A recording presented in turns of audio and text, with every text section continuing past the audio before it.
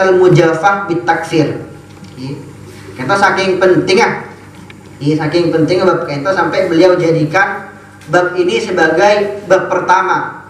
Yang mana kita ketahui sendiri sekarang itu sangat mudah sekali orang mengkafirkan orang lain yang beda pemahaman.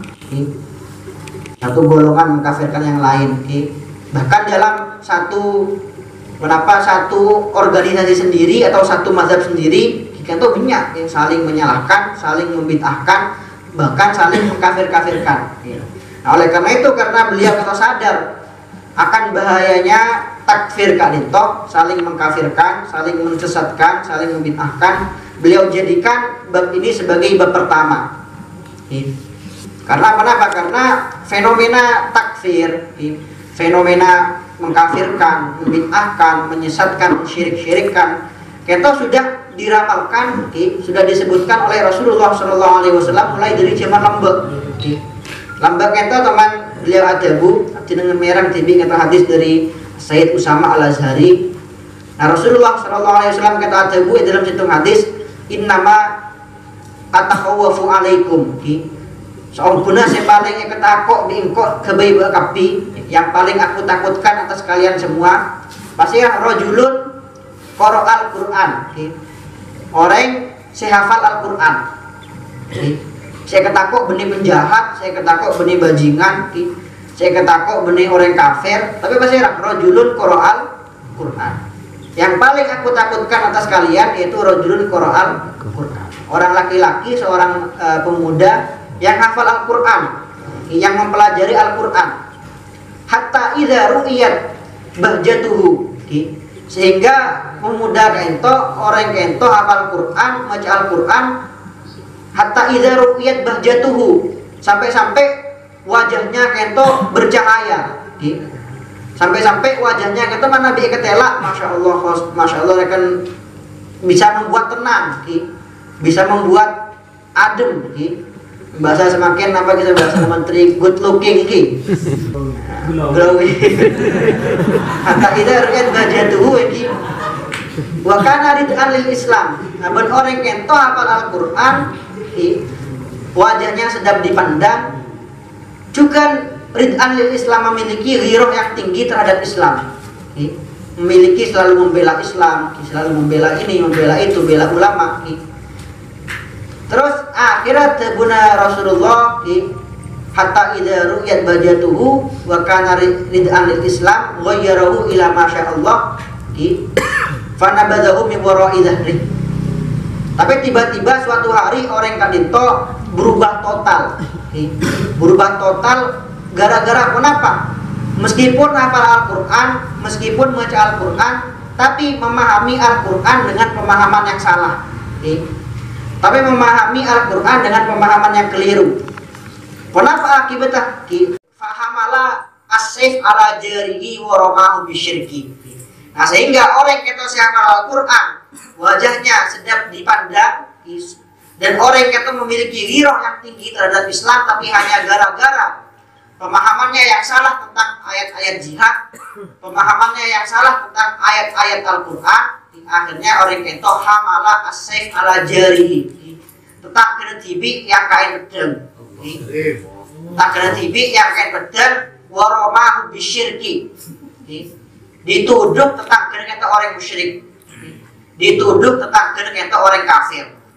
Nah, itu fenomena takfir, fenomena tasyrik, fenomena membid'ah-bid'ahkan, menyesat-nyesatkan, itu sudah disebut oleh Rasulullah SAW mulai zaman lambek. Nah, kan dalam bab ini yang dikeluhkan oleh Abu Yasaid Muhammad Al-Maliki, kita banyak dari masalah-masalah yang mereka jadikan sebagai alat untuk mengkafirkan sesama muslim. Kita masalah yang masih bisa diperdebatkan, masalah yang masih khilaf gitu, bukan masalah yang qat'i, bukan masalah yang disepakati hukumnya satu hukum bentar. Kita masalah yang khilaf seperti masalah tawassul, ziarah kubur, maulid, dan lain sebagainya. Itu adalah perkara-perkara yang kenapa? Hukumnya masih diperdebatkan oleh para ulama. Ulama masih khilaf di antara hukum. Meskipun kita yakini mayoritas kita tawassul, maulid, istighosah dan lain sebagainya, mayoritas ulama kita meliyakin. Tapi kita tidak memungkiri bahwa dalam masalah ini ada sebagian ulama yang tidak memperbolehkan. Jadi daripada beliau Abu Said Muhammad Al-Maliki perkara masih ada perkhilafan di dalamnya, kita diingkari baik oleh. Kan kita punya kaidah la tunkiru alal mukhtalafi. Mana beda situng hukum, nang situng perkara, situng masalah. Dalam satu permasalahan ini ada dua kaul. Maka kita tidak boleh menyalahkan orang yang ngakui kaul si lain. Kita meyakini si bener kaul si A. Nah orang lain meyakini kaul si bener kaul B. Kita tidak boleh ingkar dan kaul si lain. La nungkiru alal mukhtalafi. Di perkara sekhilaf itu diingkari oleh, apalagi sampai dijadikan sebagai dasar untuk menyesatkan, untuk membid'ah-bid'ahkan, apalagi sampai oleh Alhamdulillah sampai mengkafirkan. Nah, beliau juga lalu menukil, Abu Said Muhammad Al-Maliki menukil tebuan dari Al-Imam As-Sayyid Ahmad Masyhur Al-Haddad. Itu beliau ulama dari Hadramaut, kemudian pindah entar de Jeddah. Dan beliau itu guru dari para guru Abdinah. Dari guru dari Habib Umar, guru dari Habib Salim, guru dari Habib Ali Masyhur. Itu Habib Ahmad Masyhur Al-Haddad. Yang mana beliau itu kebanyakan umurnya beliau banyak dihabiskan di Afrika. Sampai itu bahkan penduduk Afrika itu 200.000 orang masuk Islam di tangan beliau. Kita punya di foto dengan Google punya.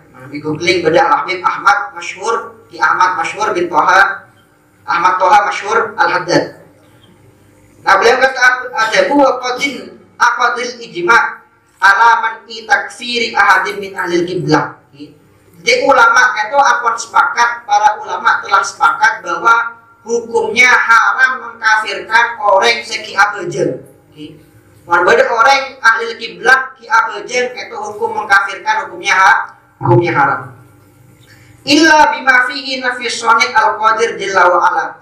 Kecuali jika memang dia menafikan wujud Allah Subhanahu wa ta'ala. Aw syirkun jali la yahtamil ta'wil. Atau dia melakukan perbuatan syirik yang tidak bisa ditakwil sama sekali. Kan ada orang tiba-tiba sujud dan berhala, tidak bisa ditakwil, tidak ada alasan yang menunjukkan bahwa dia melakukannya karena terpaksa atau karena alasan yang lain. Au ingkarun nubuwah, atau mengingkari kenabian. Au ingkaru ma ulima minad din bidarurah, atau mengingkari sesuatu yang sudah dimaklumi di dalam agama.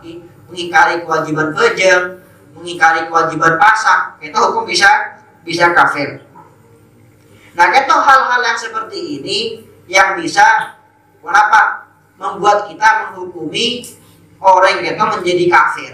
Sedangkan perkara-perkara yang lain yang belum disepakati, tadi perkara tawassul, tadi perkara ziarah kubur, maulid dan lain sebagainya, itu disalahkan kalau bisa, apalagi sampai dijadikan dasar untuk mengkafirkan orang yang tidak sependapat dengan kita. Kita pertama,